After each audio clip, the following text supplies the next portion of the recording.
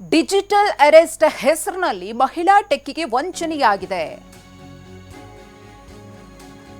2 ಕೋಟಿ ರೂಪಾಯಿ ವಂಚಿಸಿದ cyber ವಂಚಕರು.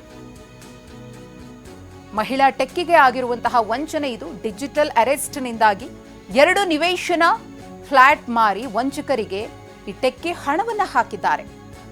Software engineer Babita Das ಅವರಿಗೆ ಆಗಿರುವುದು ವಂಚನೆ.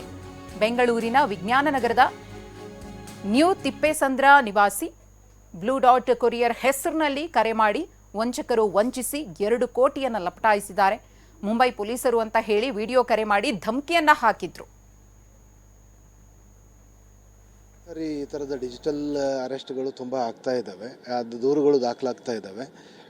ಸಾರ್ವಜನಿಕರಲ್ಲಿ ಒಂದು ಮನವಿ ಏನು ಅಂತಂದರೆ, ಯಾರೂ ಕೂಡ ಆನ್ಲೈನಲ್ಲಿ ಯಾರನ್ನೂ ಕೂಡ ಅರೆಸ್ಟ್ ಮಾಡೋ ಅಂಥದ್ದು ಅಥವಾ ಕಾಂಟ್ರಾಬ್ಯಾಂಡ್ ಆರ್ಟಿಕಲ್ ಇದೆ, ಬೇರೆ ಥಿಂಗ್ಸ್ ಇದೆ ಅಂತೇಳಿ ಹೆದರಿಸೋ ಅಂಥದ್ದು ಯಾವ ಪೊಲೀಸರು ಯಾವ ಏಜೆನ್ಸಿಯೂ ಕೂಡ ಮಾಡಲ್ಲ.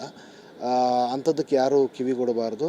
ಏನಾದರೂ ಇದ್ರೆ ನೇರವಾಗಿ ಪೊಲೀಸರನ್ನ ಅಪ್ರೋಚ್ ಮಾಡಬೇಕು ಮತ್ತು ಇಮಿಡಿಯೇಟ್ 1930ಗೆ ಕರೆ ಮಾಡೋದು ಸೂಕ್ತ ಅಂತ ಮನವಿ ಮಾಡ್ತೀನಿ. ನಿಮ್ಮ ಈ ಕೇಸಲ್ಲಿ ಪ್ರೋಗ್ರೆಸ್ ಇಲ್ಲ, ಪ್ರಕರಣ ದಾಖಲು ಮಾಡಿ.